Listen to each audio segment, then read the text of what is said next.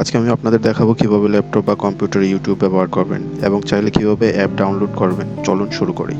প্রথমে আপনার ল্যাপটপে যে কোনো ব্রাউজার থাকলে ব্রাউজারের মধ্যে ক্লিক করবেন। আমার এখানে ক্রোম ব্রাউজার আছে, আমি ডাইরেক্টলি ক্রোম ব্রাউজারে ক্লিক করলাম। করার পর এখানে সার্চ অপশন লিখবেন, ইউটিউব লেখার পর এন্টার হিট করবেন।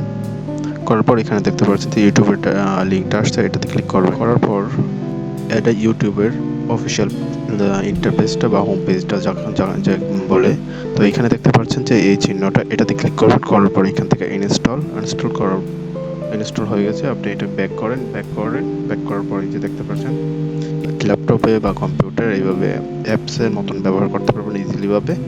তো আমি এখন যদি এখান থেকে ওপেন করি, দেখতে পাচ্ছেন এখন এখানে ইজিলি ভাবে ইউটিউবটা আমরা আলাদাভাবে ব্যবহার করতে পারছি। আপনি চাইলে আবার ক্রোম ব্রাউজারের মাধ্যমে আপনি ইউটিউবটা ব্যবহার করতে পারেন, বা মাইক্রোসফটে যে কোনোভাবে ইউটিউব আপনি ব্যবহার করে নিতে পারেন। আর যদি ইউটিউবে আপনি সাইন ইন করতে চান, তাহলে পাশের বাটনে এখানে সাইন ইন লেখা আছে, এটাতে ক্লিক করবেন। করার পরে এখানে আপনার ইমেল দিবেন, দেওয়ার পর নেক্সটে ক্লিক করবেন। নেক্সটে ক্লিক করার পর আপনার পাসওয়ার্ড চাইবে, তখন পাসওয়ার্ড দিয়ে আপনি সাইন ইন করে নিতে পারেন।